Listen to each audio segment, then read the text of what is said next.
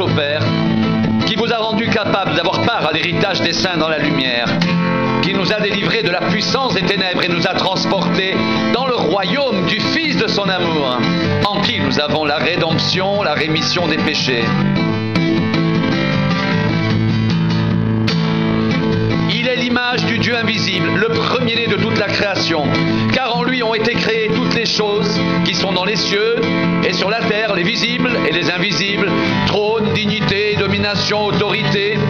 Tout a été créé par lui et pour lui. Il est avant toute chose et toute chose subsiste en lui.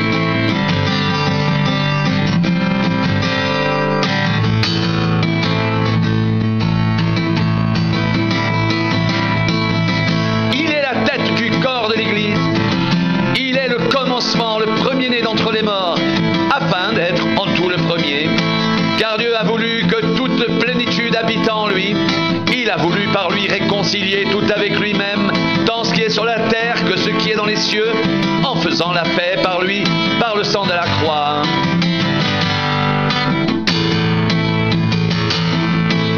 Et vous qui étiez autrefois étrangers et ennemis par vos pensées et par vos mauvaises œuvres, il vous a maintenant réconciliés par sa mort dans le corps de sa chair, pour vous faire paraître devant lui, saint, irrépréhensible et sans reproche, si du moins vous demeurez fondés et inébranlables dans la foi, sans vous détourner de l'espérance de l'évangile que vous avez entendu, qui vous a été prêché, qui a été prêché à toute créature sous le ciel, et dont moi, Paul, j'ai été fait ministre.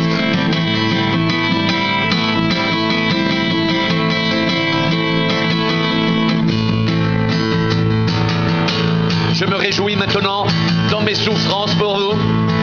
Et ce qui manque aux souffrances de Christ, je l'achève en ma chair pour son corps qui est l'Église. C'est d'elle que j'ai été fait ministre, selon la charge que Dieu m'a donnée auprès de vous, afin que j'annonçasse pleinement la parole de Dieu, le mystère caché de tout temps et dans tous les âges, mais révélé maintenant à ses saints, à qui Dieu a voulu faire connaître quelle est la glorieuse richesse de ce mystère parmi les païens, savoir Christ en vous, l'espérance de la gloire.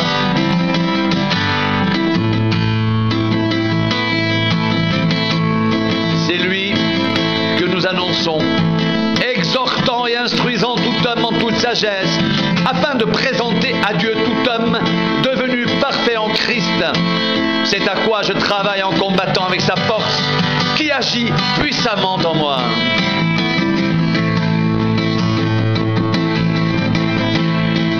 Mystère caché de tout temps et dans tous les âges, révélé maintenant aux saints, à qui Dieu a voulu faire connaître quelle est la glorieuse richesse de ce mystère parmi les païens, à savoir Christ en vous, l'espérance de la gloire.